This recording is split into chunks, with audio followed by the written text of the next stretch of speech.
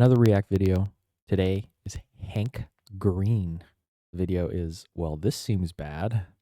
He's reacting to JD Vance and the alien comments.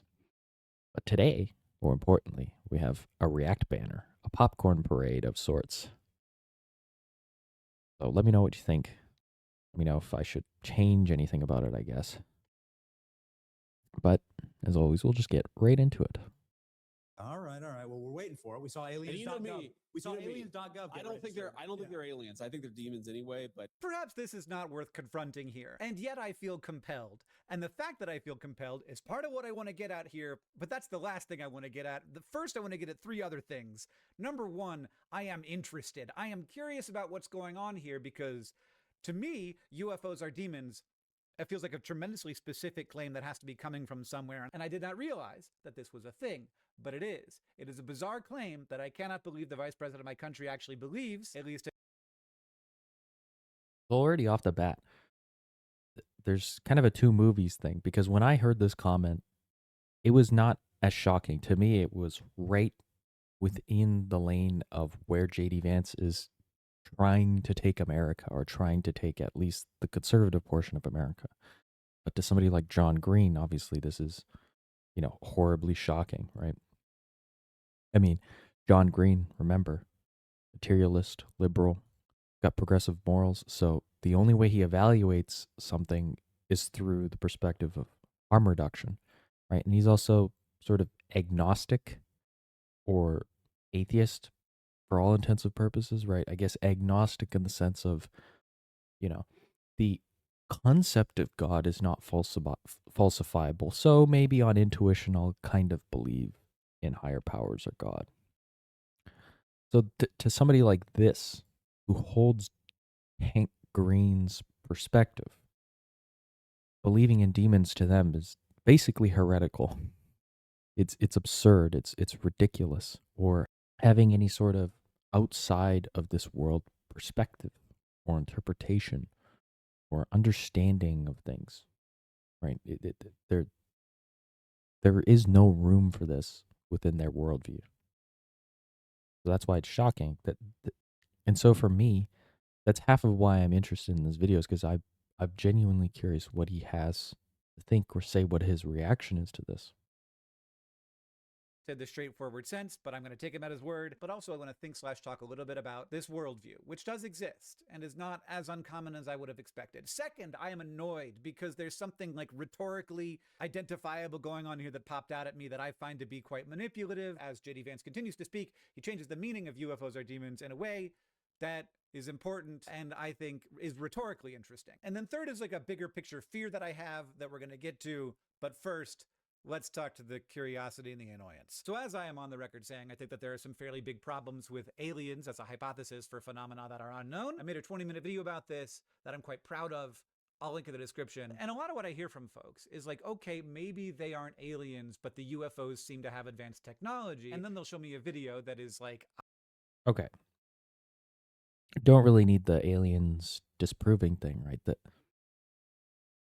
The thing that is worth pointing out here is that the impetus to believe in aliens is the same as the impetus to believe in demons or angels or mystical beings, right? Dragons, giants, flying lizard monsters, whatever it is, right? What he's about to get into is he's just disproving this or viewing this through the lens of some sort of falsifiable reality, right? It's not aliens. It's not always aliens because there's some sort of Occam's razor way of understanding these things. Like, sure, yeah, that's probably true.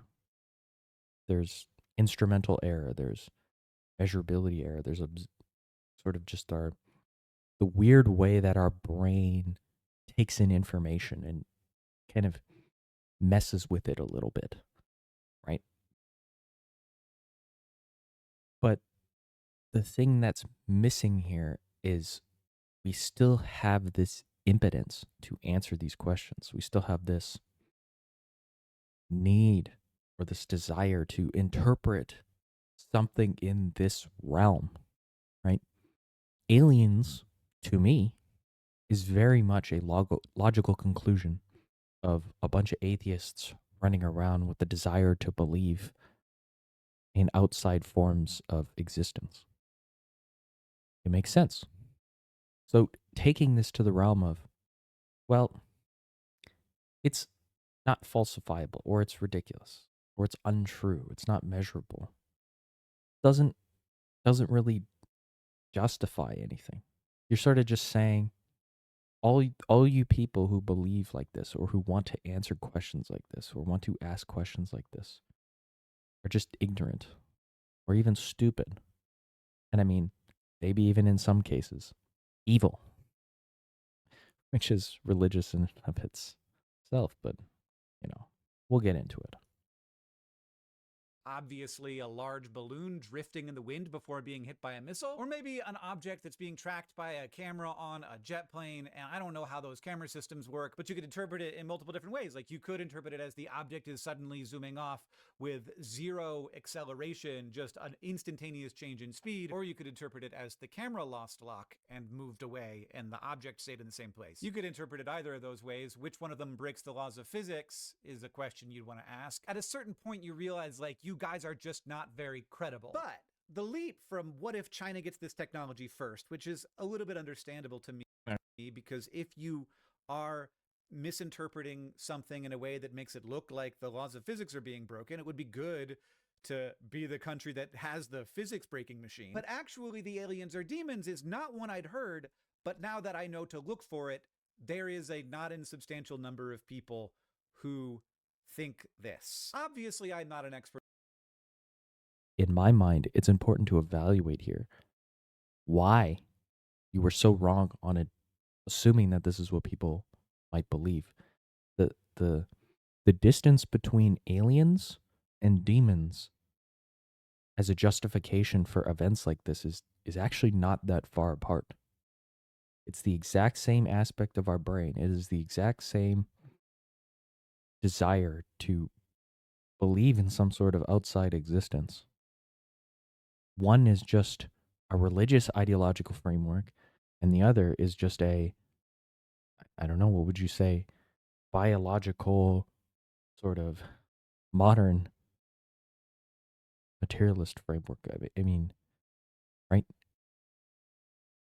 In Christian theology, so my understanding here is going to be incomplete, but my upbringing with Christianity was very like Jesus forward. Love your neighbor, love your enemy, care for the poor, treat the least as if they are the most, be humble, be forgiving, be very suspicious of your own righteousness. I did not come out of Sunday school thinking a lot about like actual physical demons that might exist in my world. Supernatural beings in a war with God.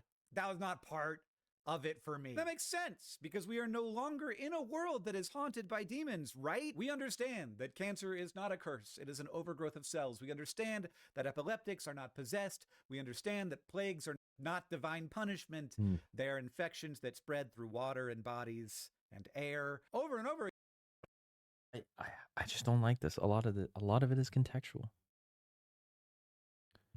Just because the belief in outworldly things or outside things or supernatural or mystical things was wrong in terms of things that are interpretable by science, it actually doesn't mean that it's wrong, period. It's in many ways mystical or supernatural interpretation isn't even something that is evaluated through the sense of right or wrong. Right? It is sort of mythological. It is more existential. It is a part of our interaction with the world.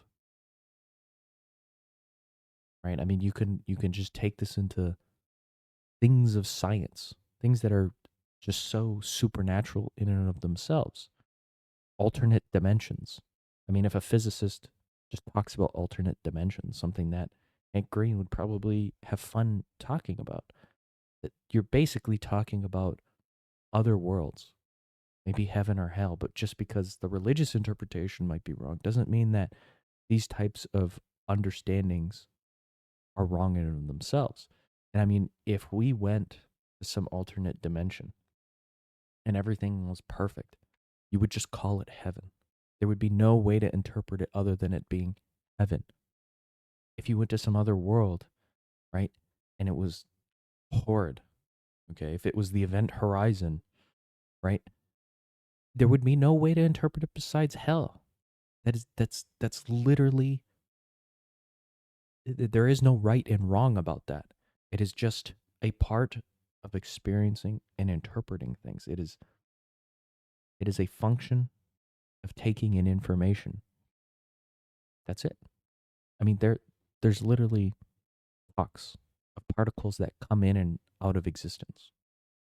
That's basically magic to people. It doesn't matter if it fits into the realm of science. Science is just there to measure, to approximate, to get close to some type of physical reality. But the physical reality doesn't explain everything. It is not physical reality is not the basis for how conscious experience feels or works or interacts with everybody else. There's something supernatural beyond physicality in the way that conscious experience interacts with each other, that it manifests in a sense. Again, we find that when we dig deeper, there are natural explanations for things that we once thought were supernatural. And this is good, because that means that we are not collateral damage in a war between invisible beings. We are suffering because of biology and chemistry and physics and sociology. Again, it's metaphorical. At the very least, it's metaphorical. You yourself believe you are acting in a world, in a war of ideological battles between the good left and the bad right.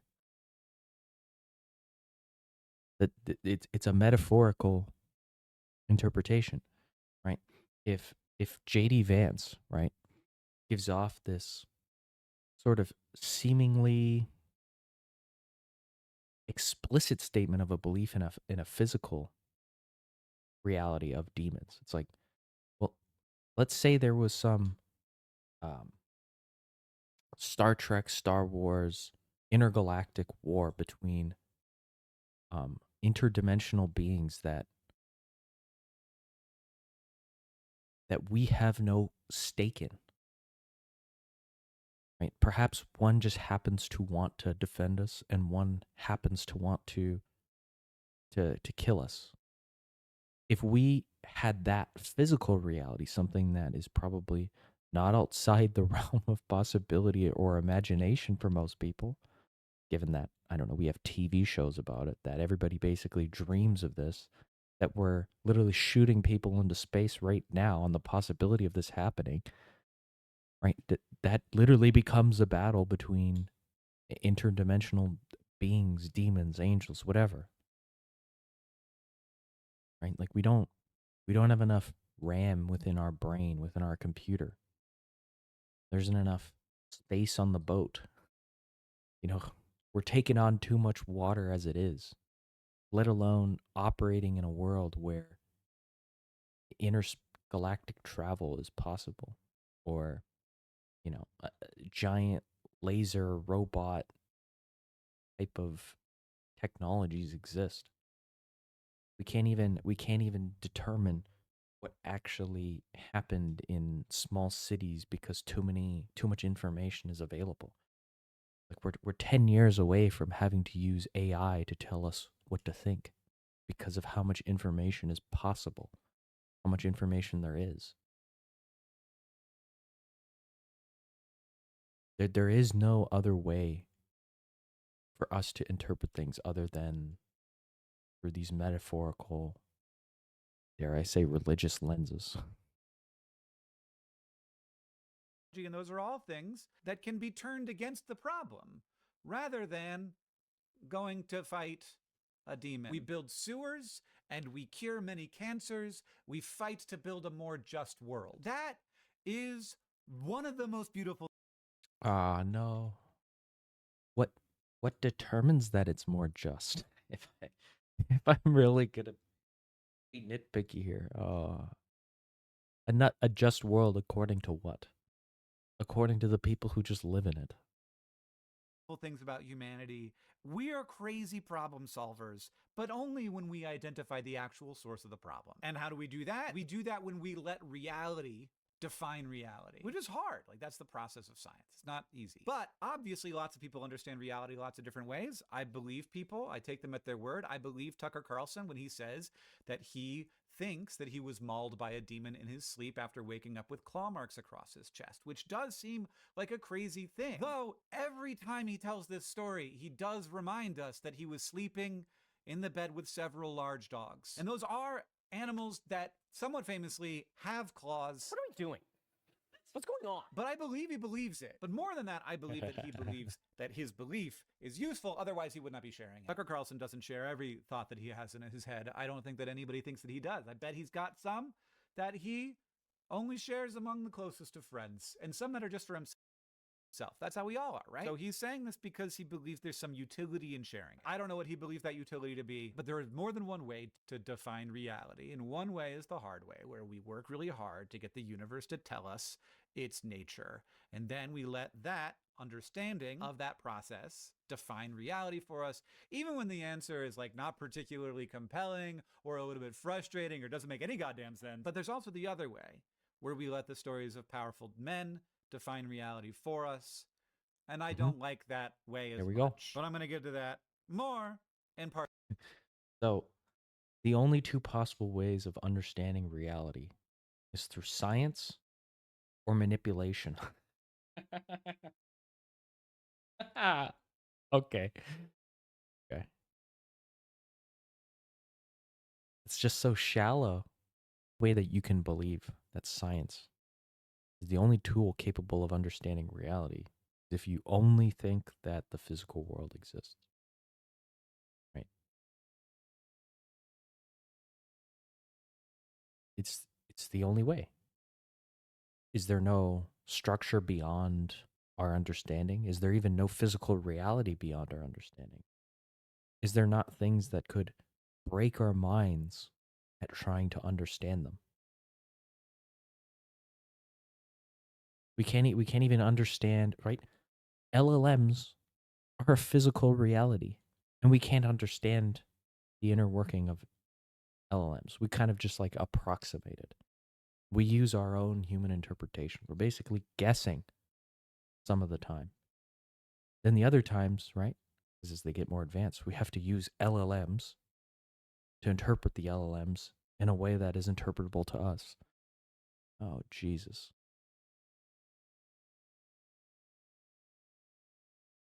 Like, are there silly? Are there wrong? Are there manipulative takes? Yes, absolutely. Is Tucker Carlson one of them? Absolutely. Absolutely. But I don't think, I don't know how much Hank Green would actually entertain any non-scientific interpretation.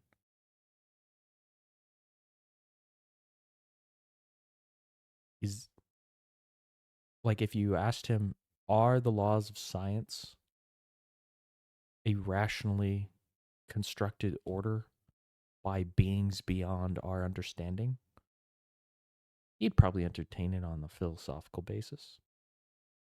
But he would probably also say that it's useless to go around thinking that, so we shouldn't think that. But having some of that interpretation does impact the way we behave. If we believe only the physical world exists, that impacts the way we behave. It impacts the way we think. It impacts the way we interact with each other. Part 3. Part 2. There's a rhetorical thing going on here which is interesting. He's doing a Mott and Bailey, and I think that we should all know about Mott and Bailey's. So this is a rhetorical move where you lead. Okay, I'm not gonna get into the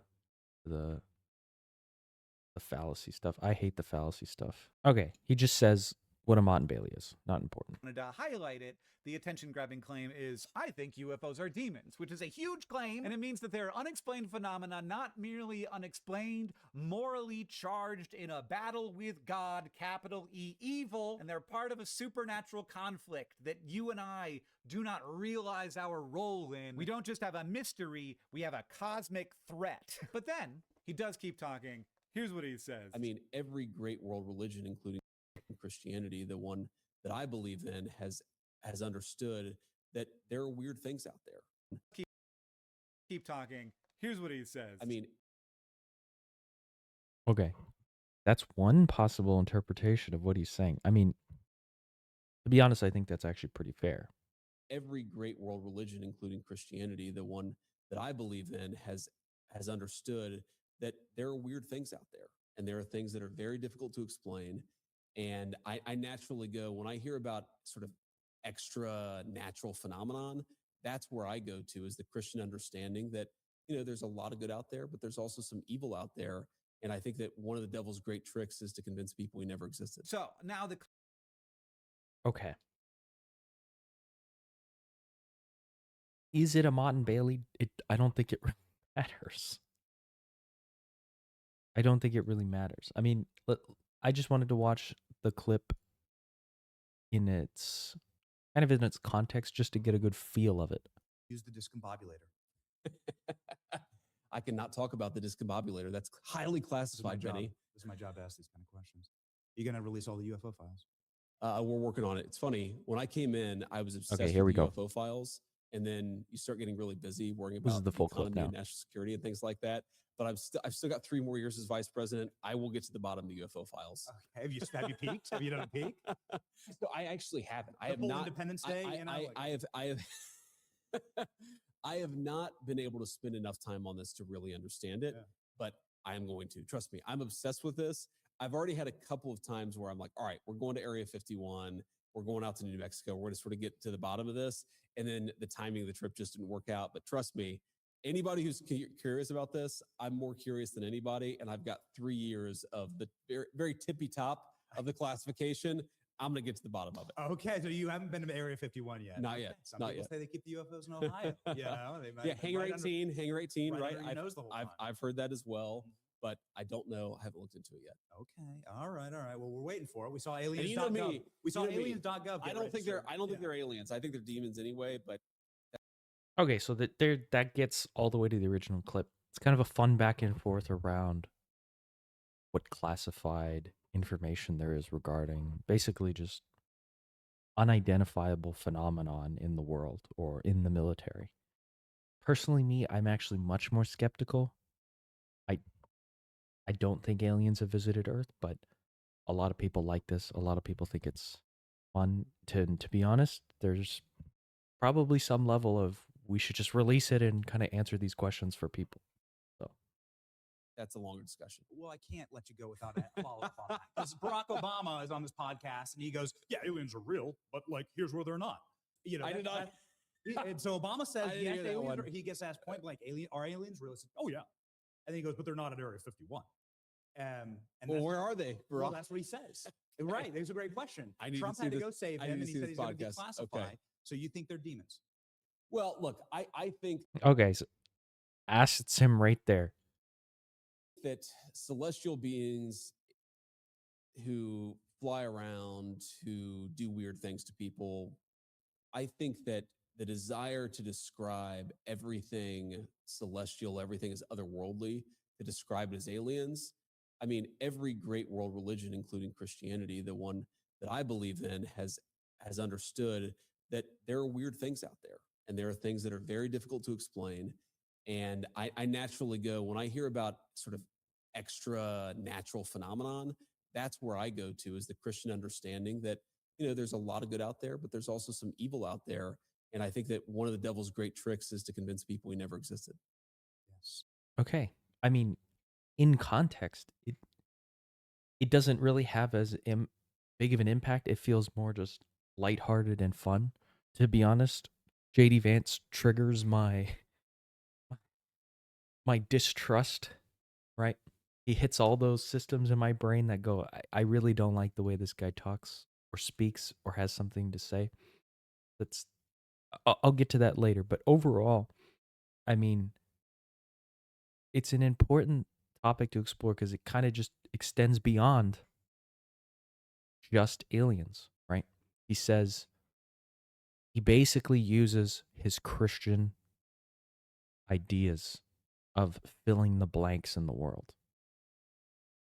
that is something that people have to contend with. You do have to contend with the idea that you don't have control over everything. You do have to contend with the idea that you can't understand everything, right?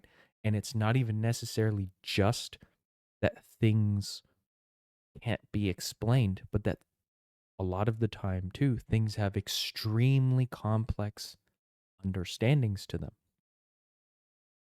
right?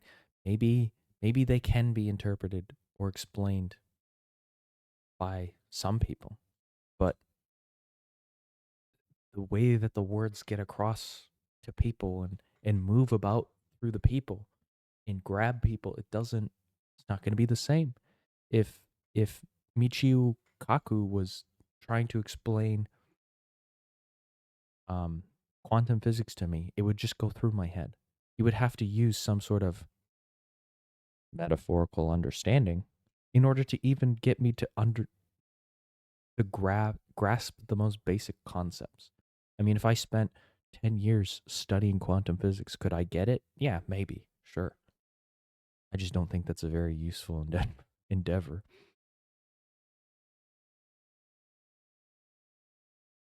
But but this is something that's big about the materialist worldview, is that it does not answer this question. It just says all other questions are answerable, right? It just says, there's different interpretations, so we'll leave it at that. It's like, no, those different interpretations have meaningful consequences sometimes on people's behavior. And even though it may seem like this one is innocent, this one is basic, there's a very fundamental difference here. And I think that's what angers him. That's what triggers him. That's what really gets to the heart of Hank Green making this video. It's because in his worldview, he's like, I thought most people were just like, believing in otherworldly things is ridiculous. He's like, this is actually quite popular. Like, in fact, Hank, this impetus is near universal to humans. And lacking this impetus is probably due to either some variation in brain development or maybe just beating it out of yourself. I mean, when I look at myself, I had the strong desire to explain everything scientifically, to answer these questions with severe passion of science has some probable explanation. That just because some level of it, of a narrative, of a belief is falsifiable, that it just makes the entire thing false. It's like some are. Like some things are. Yes, there are ridiculous beliefs. But I don't know, that I just feel the need to kind of defend extra worldly things a little. Claim is much softer and foggier. Now, this isn't really demons in the specific theological sense of Christian theology, not that I know what that is. It's something more like all religions have stories about unseen beings and supernatural forces, and perhaps these are all imperfect ways of describing some deeper hidden reality that is also being uncovered by these unexplained aerial phenomena, UAPs, UFOs, aliens, and demons, same thing. And suddenly, this sharp claim blurs into like a super vague one, not Christian demonology, just like comparative religion, history channel mysticism stuff going on. So he gets to have it both ways. He gets to Yes. Yes. The funny thing is the proper tactical maneuver is to kind of pass it off or have that, right? To make the bold statements, right? Which are, like I said, a fair interpretation, and to kind of pass them off as like, well, this is where it really sits, right? Because you're trying to convince people. You're trying to answer this need for people that there is some level of beyond or extra supernatural or extra reality that exists in some form. And that I think tying it to aliens is very improbable.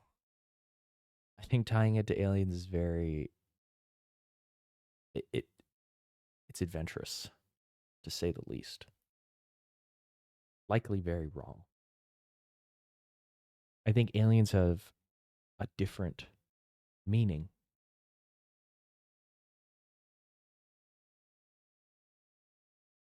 I think aliens have a very different meaning from angels and demons.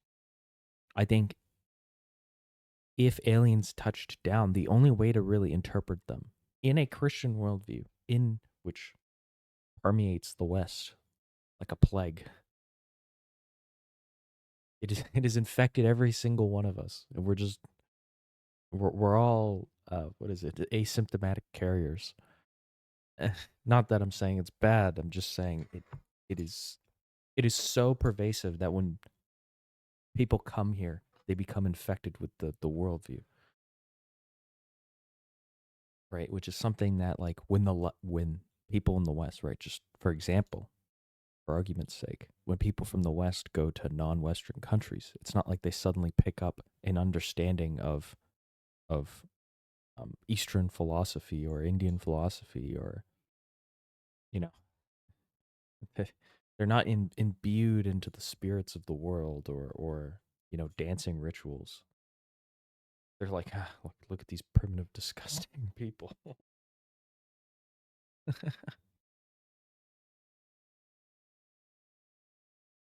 That's not me. That's many people in history. Okay. Okay, back Sound like at the it. person who believes that the world is haunted by demons, which is a very powerful and emotionally resonant thing to say, especially to a certain audience who is going to hear this. But then he also gets to sound like a sort of smart, respectable, intellectually curious Christian who is just observing that cultures have always sensed that there's more to reality than modern secularism will admit, which is not, let's be clear here, anything like, I believe that UFOs are demons. Like, those are two entirely different claims. And the thing is, like, almost everybody can see some version of the way that they imagine the world reflected. Okay, the thing is if aliens came, right? So the thing is the presupposition, because this is important. The presupposition is that aliens came, right? That's what we're trying to figure out. Okay, but aliens came, right? If aliens came and started killing everybody, would they just not be the same as supernatural demons? Like if Independence Day happens, are we just going to be like, oh yeah, no, they're not evil? How would we neutrally interpret aliens trying to exterminate the planet? Or like if aliens came and they had these mind devices that shot thoughts into our heads,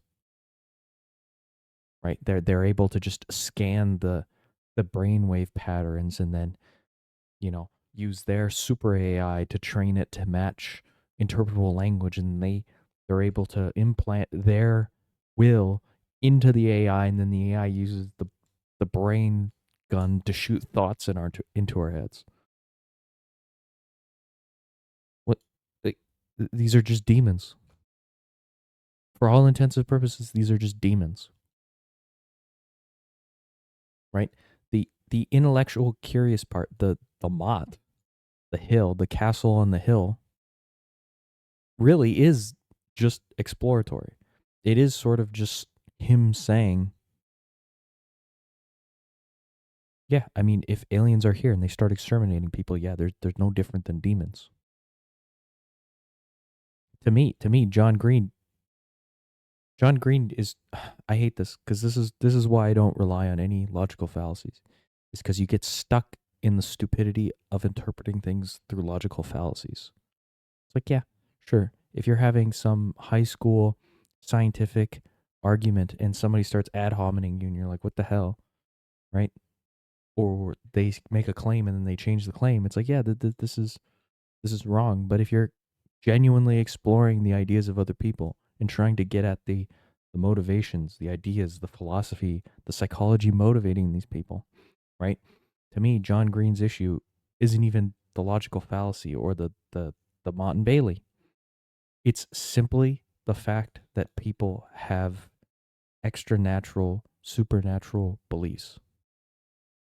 That's it. That's the whole issue. That's the whole underlying motivating aspect here. I mean, because seriously, who gives a shit about the Mott and Bailey? The Mott and Bailey would be much more applicable if he did say aliens do exist. No. I mean, theoretically they exist, but they're just not here. After like going into a 10-minute tirade about Area 51. But he's like, yeah, they're demons. Like, but that there is an inability to explain things. The only way we have really to explain things for most people is Christian religious mythological interpretation. I mean, what if he said, I think aliens are angels. Would that have the same impact? I don't think so. That has a different connotation in a sense. It kind of means the same thing. But I mean, he could have just easily have said they're angels and demons. I mean, if he comes out and says they're explicitly not angels, that no aliens are angels, that only I don't know. It's like, of course, aliens aren't going to believe in Christianity. Christianity stems from this book, and this book has a mythological tradition to it. So I think that's why he used the word demons.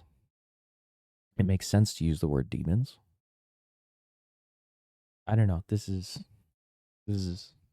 we're getting. I hate this. We're too caught in the logical fallacies. Too caught. In the vague claim. Even I can. So, like, at the root of it, I Okay, think, back. yes, throughout. Let me reverse. Like, almost everybody can see some version of the way that they imagine the world reflected in the vague claim. Even I can. So, like, at the root of it, I think, yes, throughout all of human history, people have experienced things that they cannot explain with their current tools. And so they tell stories to help them understand those things. And that's Yes. a version of J.D. Vance's broad claim here. So he says like the most vague thing you could imagine, though like a little bit of actual, I believe that they're the supernatural. Well, here's the thing: is that to somebody who's sort of already in this Christian camp, they don't need the story. And I mean, when you watch the clip, like I said, it's kind of just like a passing, let's have fun at the end of this interview and this conversation, Aliens is like the fun topic. It doesn't need some big thing because it's right. Like this is the rabbit duck illusion. JD Vance said duck and you're like, "What? How can anybody not see rabbit?" It's like I I I I don't know. Natural exists in this as a way of explaining an extraordinarily specific claim that UFOs are demons. And that sentence, I just want you to hear it in your head. What do you think when you hear that? You think UFOs are demons, which is different from, there's some underlying reality that maybe all of these things are reflecting, whether it's UFOs or like Hindu mysticism or Christian theology or whatever. But I will point out that these claims are compatible. So one is much more difficult to defend, but it can sit inside of the other one. Because if this is a reflection of an underlying truth, maybe the underlying truth is that UFOs are demons. But that's not what it feels like when you hear him say it. And so this feels to me manipulative. Like his one statement, UFOs are demons, it has all of this freight, all of this like baggage of like, Christianity, Christian nation, Christians against other religions, like demons working through humans who don't even know they're being controlled by demons. And you've also got like the government is hiding things from you, which is hilarious because he is the vice president of the government. And if he believes, I don't know, that UFOs are demons and that the United States government has information on the UFOs, it's weird to not be focused on that, but we're going to leave that aside for now. But Okay. I feel like we're just going in circles. Oh. I always feel like this. Like he literally just outlines that there's two possible interpretations, but I'm just going to hold on to the one that I have. And that, I mean, he admits, right? Demons are some sort of thing or underlying it all, right? And And then he goes into, again, another possible interpretation when he says, I just think they're demons, right? And funny enough, in the interview, Benny Johnson even is like, well, that's a really curious thing to say. It's like, damn it. Like, this is what I've been arguing. This is what I've been talking about. The vice president does it first. So, I mean, even Benny Johnson picks up to like kind of get to see what he's going at. And I mean, I think it was just sort of an offhanded thing that he was testing. I don't know if it's sort of like this, oh, it's got this big Christian baggage to it. Like maybe in the sense of when he says, I don't really think it's aliens, I think it's demons. That's the Christian baggage. So I guess that way is a bit of Mott and Bailey, only in the Christian sense, but in the underlying interpretation of reality, it's not much of a Mott and Bailey. I guess that's what he's talking about, right?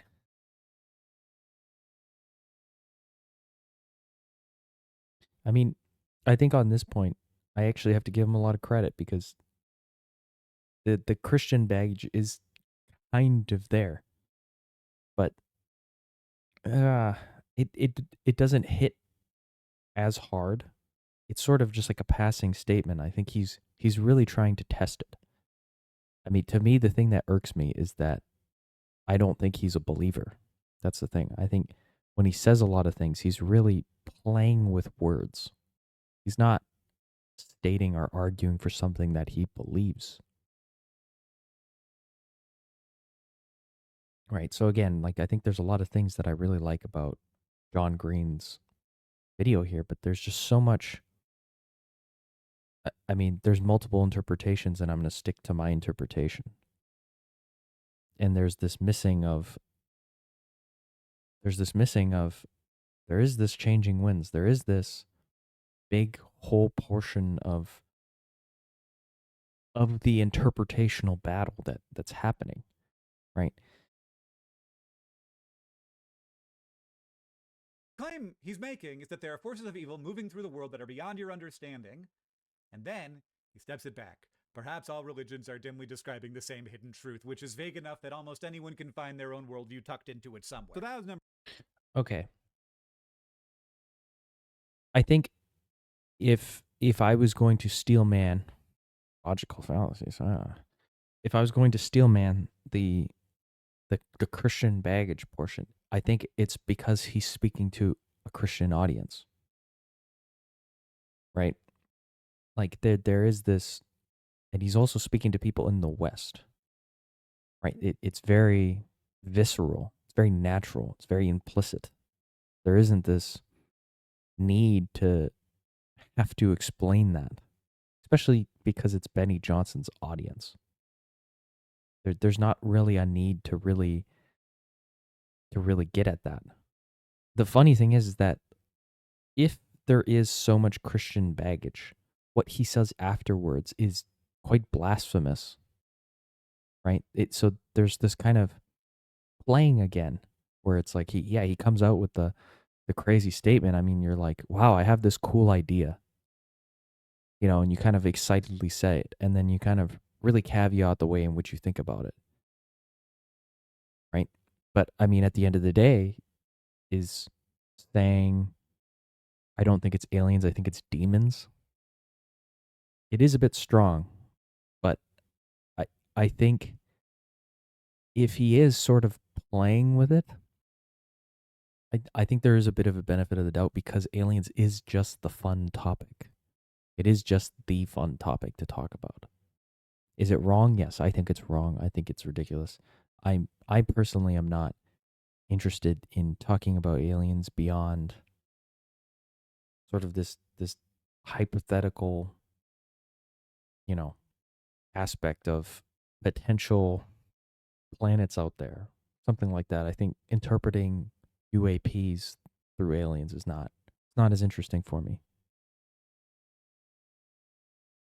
Number two, the rhetoric of it. And now we'll get to the part that scares me the most. So, Vince, in this clip is having like a pretty good time. He's like not like a wild-eyed aliens guy. He's like chilling, having a good time. If we're chilling, having a good time, I'm like with a friend and he's like, I think aliens are demons. I'm like, ah, tell me more, aliens are demons. But UFOs are demons from a guy who might soon be president is like a pretty freaky position to hold. A lot of people saw this and they were like, he's just saying this to like manipulate people. He doesn't actually believe this. I don't know what JD Vance believes. Until somebody says two things that directly contradict each other or does something that directly contradicts something they say, I just believe people. I know that I'm naive, but I just believe people. It just seems like the easiest thing to do. I'm not under the illusion that everyone's always telling the truth, but I am under the illusion that like potentially just accepting that people are telling the truth is just like a less full of friction way of interfacing with the world until you are challenged. So I'm taking it at face value here. If it's the second claim, right? If it's the defensible, vague claim that like there's just like an underlying reality here, then like I'm kind of fine with it. But let's just be clear here. JD Vance is a staunch, hardcore Catholic Christian. He is saying that he believes UFOs are demons, which is introducing into the public the idea that demons are real. And the thing that scares me is that demons, in the way that I understand it, demons are useful. They do things in the world. They are not real. They don't physically exist, but they're a technology used by humans. And they're a technology used by humans for specific purposes. And when used by powerful people, they are being used for a specific purpose by them. So the vice president of the US floating the idea that we are surrounded by active, physical, literal demonic forces is... So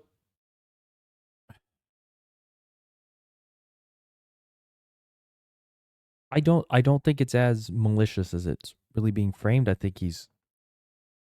I don't think so. That's not my interpretation. Like I get the ick because JD Vance has not been tried by fire.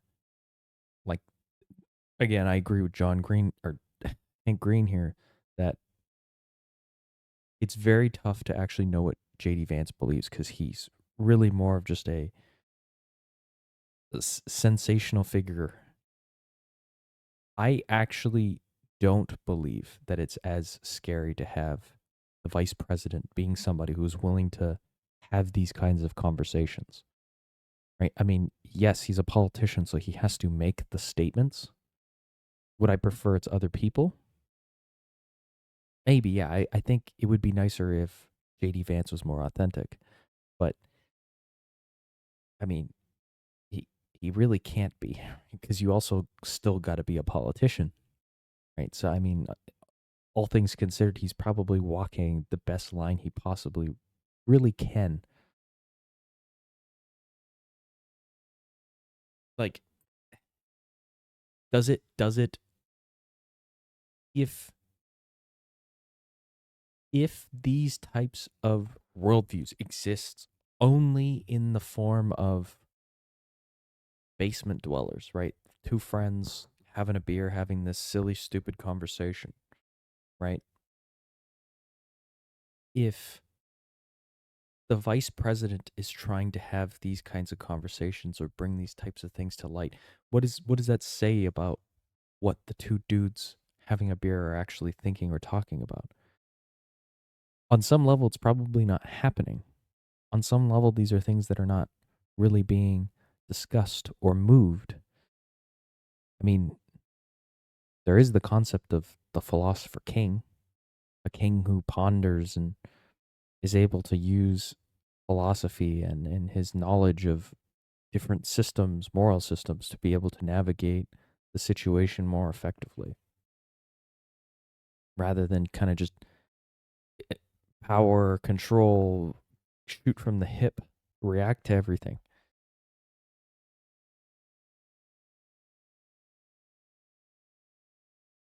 Yeah, I mean, I don't think it's as scary having the vice president talk about this. In many ways, it's actually kind of refreshing because it does spark interesting conversation and debate. And because it's someone in a position like that, it carries a specific meaning. It on one level, it can be dangerous, yes, but it also allows these types of conversations and issues to be completely ripped open and exposed right? Because right now you're looking at this and you're going, "Wow, this is just ridiculous. Who'd believe this? Only my buddy drinking a beer, whatever. He's allowed to because he's not in position of power. He has no. He's not a stakeholder. He has no influence. He has no influence over me. Okay, like, well, it in your worldview, right? If this is so harmful, what if your buddy is the CEO of a company? He holds influence over these people. Does him? It should not matter. That is the whole point of authenticity, of empathizing, of democracy, is the ability to kind of make the wills and the issues of the people more prevalent. Oh, more and more. Like I think I think most of this is motivated by a triggered sense of, again, a belief in a purely material world. Most people, mind reading, me, mind reading, no. Most people throughout most of history have not had this worldview. This is a very unique modern worldview, right?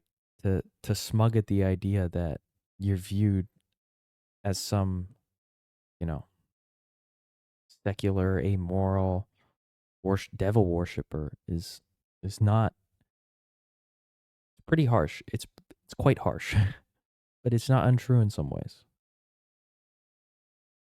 Complex. It's like a very big deal and a very powerful perspective if you agree with him on this. Because here's the thing about the demon haunted world, it's not just wrong, it is useful.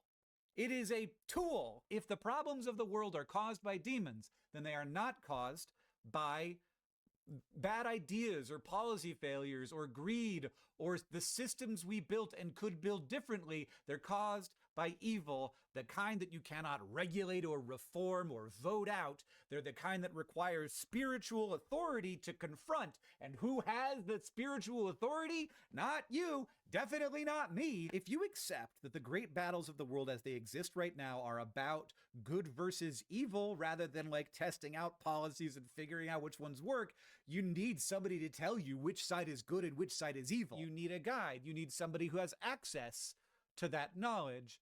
Who's going to have access to that knowledge? Let's be very clear, no one, because that story is made up. Well, I mean,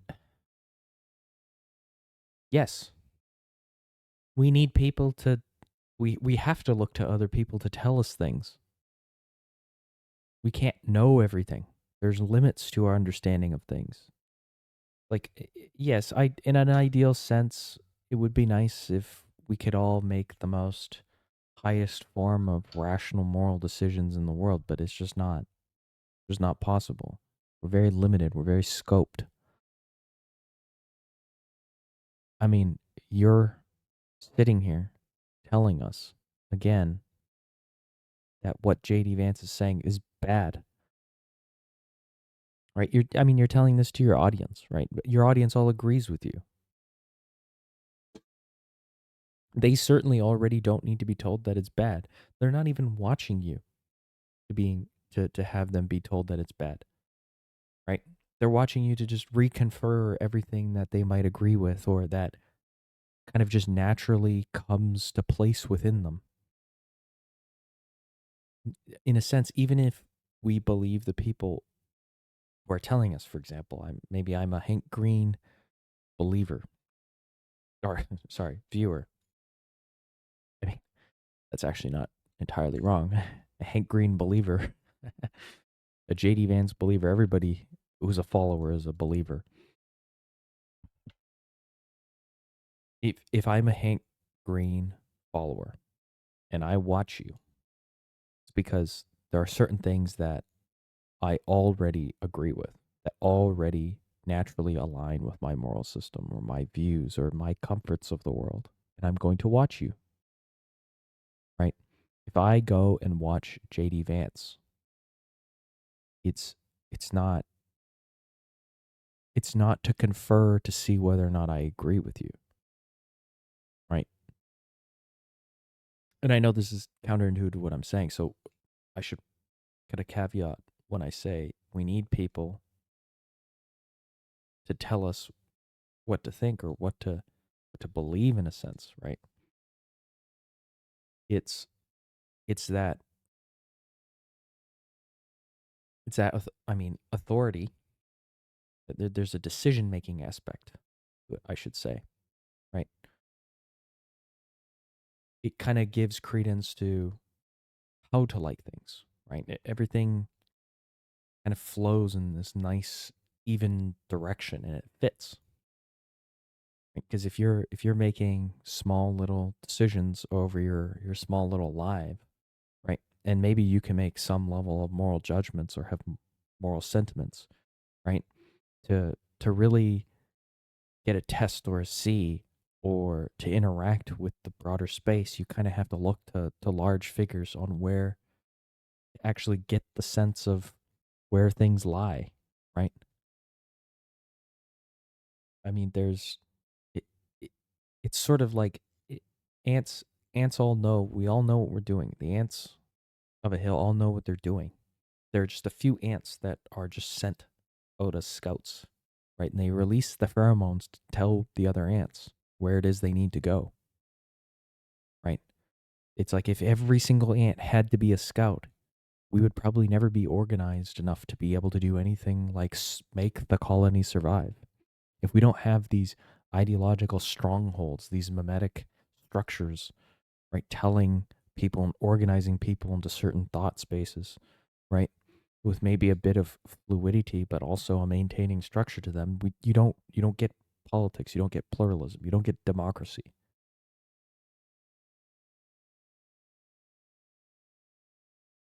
But by some astonishing coincidence, we might find that it's going to be the same people who would like to be in charge. And they're telling us that the demonic forces are very likely to be, maybe not. Maybe they don't know that they're the demonic forces. Yeah, I mean, they're arguably the people with the most authority to even do that if we were in that situation. Of course. That's what's happening now. Just remove the religious connotation from aliens. That's exactly what's happening now. The political thought leaders are telling us what direction the ship is going to go, right? Donald Trump is actively telling the MAGA group what they should be pushing for.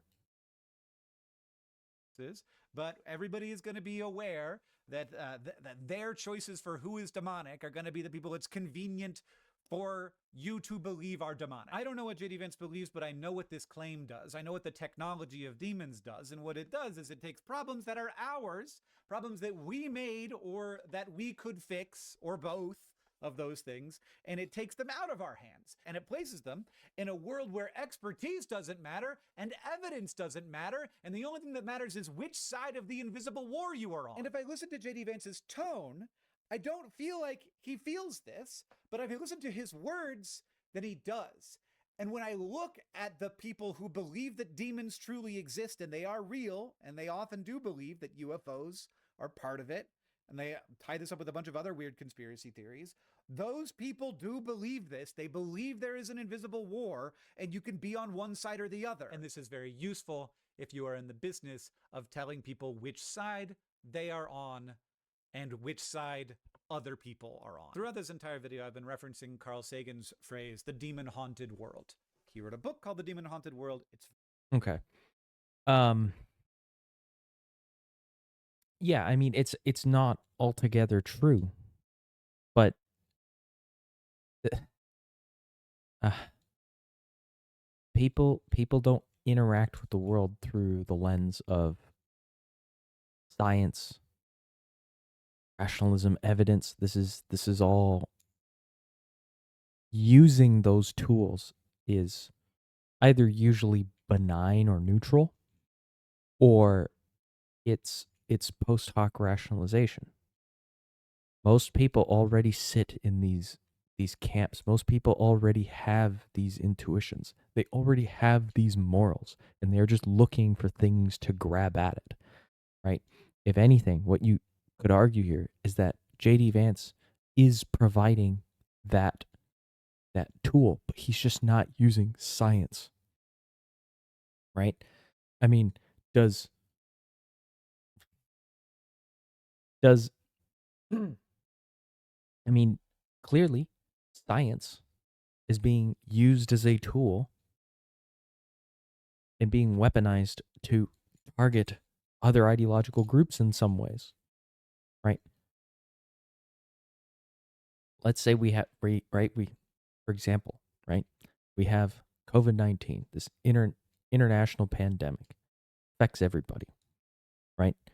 There's no rationale being used when we're deciding which states, sorry, I shouldn't say rationale. There's no science being used when we say which states should. There's no science being used to determine whether or not we have mask mandates or whether or not we have social distancing laws or whether or not we lock down or close schools. There's no science is just the grabbing, right? Both sides are just going with what their ideological group feels the most.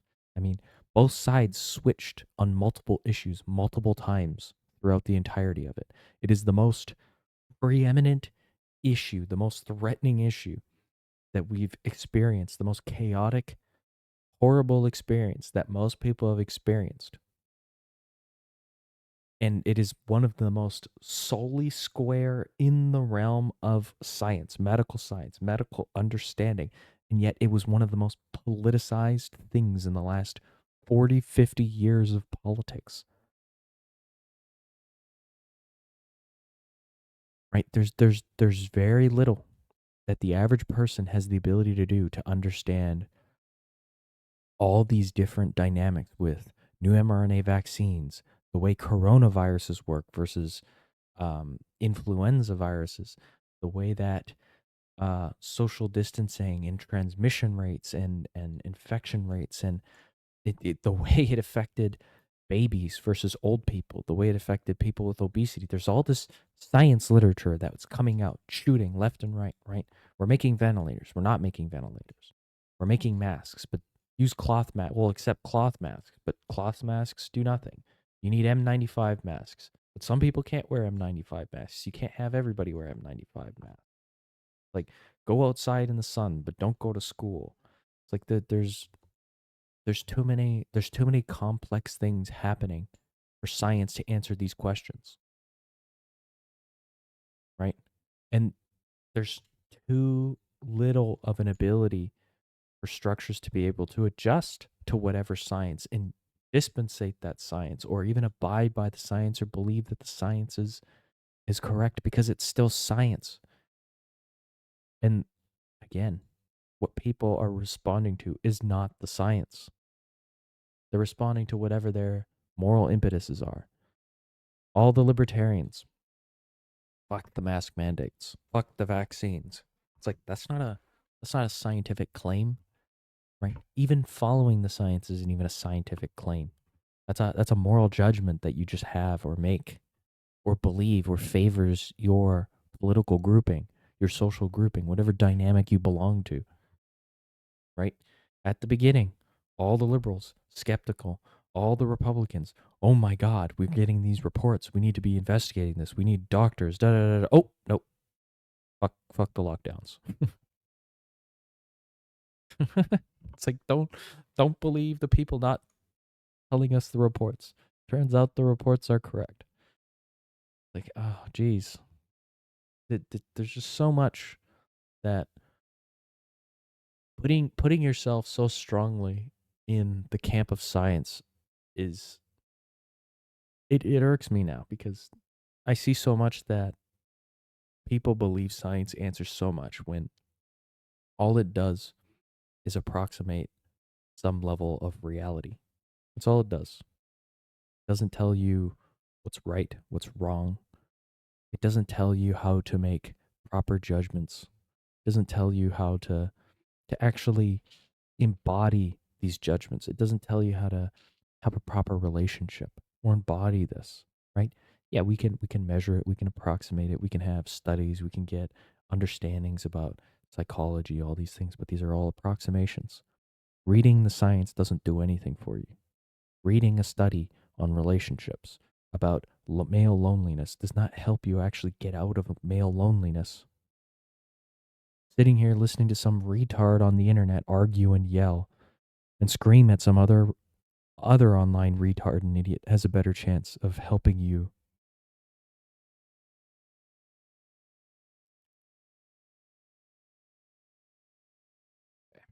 Very good, you should read it. And what he meant by this is not just that people once believed in demons and that world was worse. That's both of those things are true. But he also meant that when we lose our commitment to understanding reality on reality's terms, we become vulnerable. We become gullible. We become manipulatable, not by demons, but by each other. We become vulnerable to people who will happily define reality for us if we let them. And like we fought very hard over a long period of time to get out of the demon-haunted world. We did not get all the way out, of course. Probably we never will. It was hard. We built a lot of tools. We built science and we built humility before the universe. And those tools are not natural to us. They're not particularly easy to use. Humility before the universe. You might as well just say humility before God. And they're not also like very convenient for the powerful. It's hard. Science is called a discipline because it requires discipline. And we've now arrived at part 4 here. I also need to stop being surprised that this is where we are.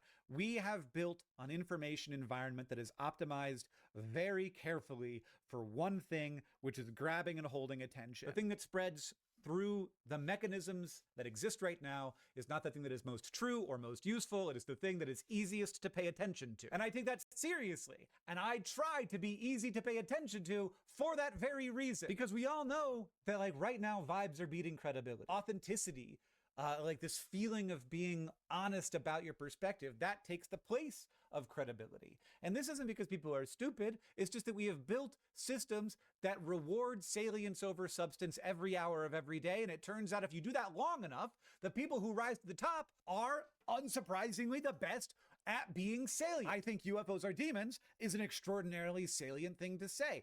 He says lots of extraordinarily salient things. Those things are not necessarily credible, but they don't need to be. They just need to land. But this isn't the world that we're stuck with forever. Attention economies shift. The incentives change. They're going to change. I can feel them changing a little bit already. But remember, the leaders that we have selected right now in this specific moment are the ones who are best at this specific game. And that game does not select for Okay. This is maybe I should let him finish here. the people we need or deserve. Oh, okay, there we go. Yeah, that's the important thing. Okay. To me, this is a misalignment of exactly because now we're getting into what is it that society needs in order to iterate itself, to keep itself going. And I think he believes that it's this rationally constructed, beyond the cheap lower parts of our brain, the things that actually kind of make us human in a way. Again, I don't know. I feel like I'm rehashing some things. But I mean, ultimately, I don't disagree. Everything is very attention prone because I mean, attention is most of what we have. It's the way we. It's important. It's sort of the core mechanism of being human, of how our minds work, of how we even get attention. You have to get attention. You have to keep people's attention. Right? I mean, there's so many examples throughout history of it isn't the most correct based off of some abstract set of principles. It's sort of just who is able to win, who is able to get it. It selects for the people who are best at making us pay attention. And oftentimes the best way to make us pay attention are to actively hurt the thing that they should be doing, which is bringing the country together for unified reasons for making the world a better place. Okay. Again, if what the attention is shifting, right? then bringing people together is not actually what you need to do, right? You perceive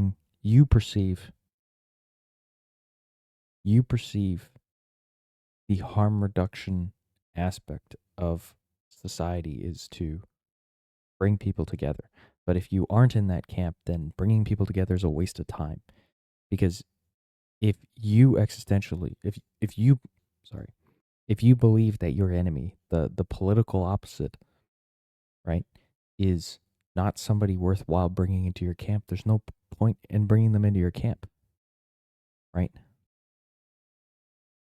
If you believe that their ideas are just irreconcilable, that they're too far gone, that these people basically just either are too large to tolerate, or their ideas are so grotesque that it violates the moral order that you're building, right? In many ways, if would you reconcile, would you bring together the group of people if you're on the left who believe in demons, who believe in heavily religious interpretations, who maybe even go beyond the pale of what JD Vance is saying? It's like, do you bring these people together? Is it harm reductionist in your mind? It's like, in many ways, we're already in the irreconcilable camps in some ways. The only thing holding the country together is the swarms of people who just go about their day, who aren't terminally into these spaces, who aren't so motivated to die with nothing, to die for nothing, to die for something that isn't is, something that is not, something that doesn't exist yet. People with nothing else. People who are bored, people with, I don't know, nothing better to do.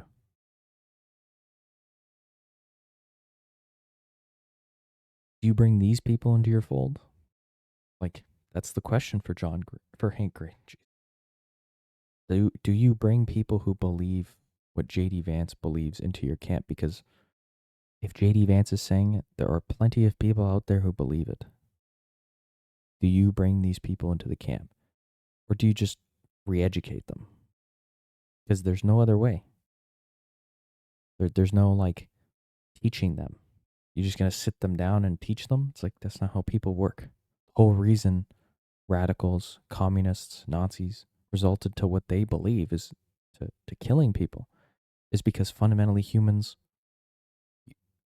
you reach this point where you can no longer just educate them out of ignorance, quote unquote ignorance, which is the wrong view in your world, in your mind. There's something else that has to give. Sometimes maybe it's unavoidable. And I think, and I bet you think that we all deserve better than that. Let's play connections. Ersatz. Okay. Well, we got to the end. We don't need the ADHD games. I basically said everything I wanted to say. Oh, this made me tired psychologically. Like, follow. There you go. It was a lesson for me. Hopefully, it was a lesson for you. Hopefully, you learned something. See you later on the next one.